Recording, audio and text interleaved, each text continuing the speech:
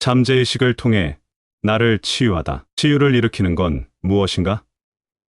치유력은 어디에 있고 실생활에서 어떻게 활용할 수 있을까?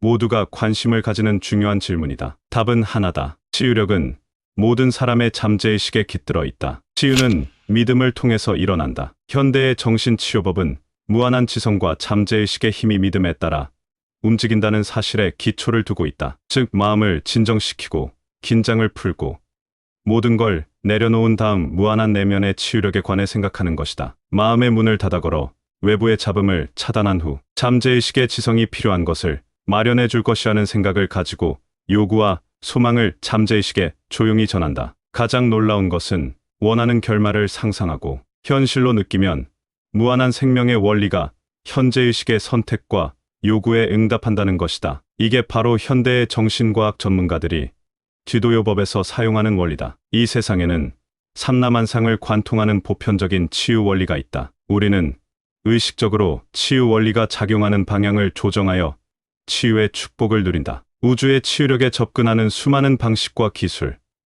방법이 있지만 치유는 믿음을 통해서만 일어난다. 전 세계의 종교는 각기 다른 대상을 믿는다. 그리고 종교의 믿음은 여러 방식으로 설명할 수 있다. 생명의 법칙은 곧 믿음이다. 자신, 삶, 그리고 우주에 관해 어떤 믿음을 가지고 있는가?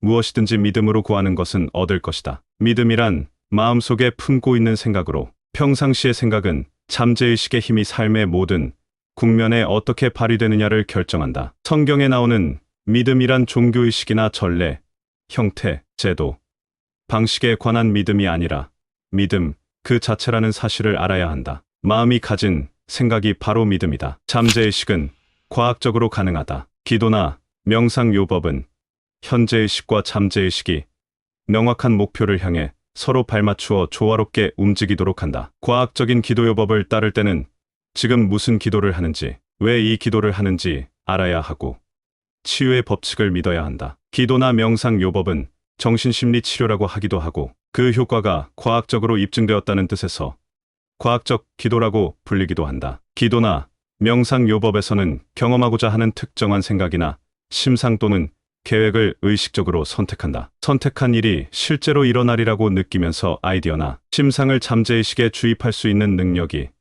내 안에 있다는 걸 깨닫는 일이다. 이런 태도를 꾸준히 유지하면 기도나 명상은 응답을 받는다. 기도나 명상요법은 명확한 목적을 이루기 위한 명확한 정신적 행위다. 기도나 명상요법을 활용하여 어떤 문제를 해결하기로 했다고 가정해보자. 잠재의식에 도사리고 있는 공포가 부정적인 생각으로 이어지고 부정적인 생각이 문제나 질병을 일으켰다는 걸 깨닫는다. 그리고 이런 생각을 마음속에서 깨끗이 지우면 문제를 해결하고 질병을 치유할 수 있다는 걸 알게 된다. 그렇기에 잠재의식의 치유력에 의지해야 하고 잠재의식의 무한한 힘과 지성이 모든 병을 고친다는 걸 떠올려야 한다. 이러한 진리를 곱씹기 시작하면 두려움은 사라지기 시작한다. 잠재의식이 질병을 치유한다고 계속 생각하다 보면 그릇된 믿음을 버리는 날이 오게 마련이다. 그러니 언젠가는 병이 치유되리라 믿고 감사를 드리자. 그런 다음 기도나 명상을 다시 하고 싶어질 때까지 일정 기간 문제에 대해 신경 쓰지 말아야 한다. 그동안 부정적인 생각이 비집고 들어설 틈을 주거나 치유가 일어나지 않을 거라는 일말의 의심도 해서는 안 된다. 이러한 마음가짐으로 잠재의식과 현재의식을 조화롭게 결합하면 치유력이 발산된다. 마음과 몸의 긴장을 풀어야 한다. 정신적 치유를 위해서는 주관적인 믿음 잠재의식이 객관적인 마음 현재의식에 적극적으로 반대하지 못하게 하는 것이 필요하다. 질병을 효과적으로 치료하기 위해서는 현재의식과 잠재의식 모두 믿음을 완전히 받아들이는 상태에 놓는 게 좋다. 하지만 그런 상태에 도달하지 못했다고 낙담하지 않아도 된다. 마음과 몸의 긴장을 풀고 잠이 오게 내버려 두면 몸과 마음은 수동적이고 수용적인 상태가 되어 주관적인 인상을 쉽게 받아들인다. 어느 날 한 남성이 내게 와서 치료의 신비에 대해 물었다. 그 목사님은 어떻게 제 병을 치료하셨을까요? 목사님이 제게 그 병은 이제 없다고 말씀하셨을 때 믿을 수가 없었어요. 저를 놀리고 있다고 생각했지만 저는 깨끗이 나았습니다. 어쩜 그런 일이 생길 수 있죠? 이 남성에게 해준 설명을 여기 적는다. 원리는 간단하다. 목사는 먼저 위로의 말을 건네며 그를 달랬다. 마음이 진정된 그에게 아무런 말도 생각도 하지 말 것을 지시하고 완전히 수동적인 상태가 되도록 이끌었다. 목사는 곁에서 그가 온전한 건강과 평화, 조화, 완전함을 누릴 것이라고 낮은 목소리로 차분하게 30분 동안 반복적으로 확언했다. 30분 동안의 확언이 끝나자 그의 마음속 걱정은 사라졌고 결국 건강도 회복되었다. 주관적인 믿음이 수동적인 상태에서 발현된다는 걸 이 사례를 통해 알 수 있다. 건강을 완벽하게 되찾으리라는 암시가 잠재의식에 전달되었고 두 사람의 주관적인 마음이 동시에 맞아떨어졌다. 만약 목사가 정말 병을 치료할 수 있는지, 이론이 옳긴 한 건지, 현재의식이 의구심을 품었다면 아마 정반대의 자기 암시로 작용했을 것이다. 목사의 암시를 막는 장애물이 생기거나 암시가 전혀 먹히지 않았을 것이다. 하지만 졸리고 몽롱한 상태에 빠지자 현재의식의 저항은 최소한이 되었고 잠재의식은 목사의 암시를 받아들였다. 잠재의식이 암시를 따른 결과 병이 치유된 것이다. 마음은 언제 어디서나 존재한다. 만약 당신이 LA에 살고 있는데 뉴욕에 사는 어머니가 매우 아프다고 가정해보자. 일을 그만두고 당장 어머니를 뵈러 가야겠다는 생각이 가장 먼저 들 것이다. 하지만 현실적으로 불가능하다면 어떻게 해야 할까? 어머니가 회복하는데 멀리 떨어져 있는 내 믿음의 힘은 도움이 될 리 없다며 포기해야 할까? 아니다. 비록 어머니 곁에 있지 않더라도 기도는 어머니께 닿을 수 있다. 내 안에 계신 그분이 그 일을 행하시기 때문이다. 세상에는 단 하나의 창조적인 마음만이 존재하고 창조적인 마음의 법칙은 나를 위해 작용한다. 내가 해야 할 일은 마음속에서 건강과 조화가 실현되도록 유도하는 것이다. 건전하고 조화로운 생각을 유도하면 자동으로 반응이 나온다. 어머니가 건강을 되찾으리라는 생각을 하면 내 잠재의식이 어머니의 잠재의식을 작동시킨다. 건강, 활력, 온전함에 관해 생각하면 하나의 우주의 주관적인 마음이 이러한 생각을 실현하고 이러한 생각은 주관적인 생명의 법칙에 따라 어머니의 신체를 통해 치유라는 형태로 드러난다. 마음의 원리는 시공간을 뛰어넘는다. 지금 어디에 있든 하나의 마음이 어머니와 내 안에 흐르고 있다. 현장 치료에 반대되는 개념이자 환자가 그 자리에 없어도 치유하는 부재 치료라는 건 사실 존재하지 않는다. 우주적인 마음은 언제 어디서나 존재하기 때문이다. 생각이 의식적으로 움직이면서 치유가 일어남으로 생각을 내쫓거나 무리하게 잡으려고 해서는 안 된다. 건강, 안녕, 휴식과 같이 좋은 것만 생각하면 어머니도 긍정적인 일을 다시 체험하고 치유될 것이다. LA에 사는 한 여성은 뉴욕에 있는 어머니가 관상동맥 혈전증에 걸렸다는 소식을 들었다. 그러나 당장 어머니에게 달려갈 수 없었기에 이렇게 확언했다. 치유의 힘이 어머니와 함께합니다. 어머니의 몸 상태는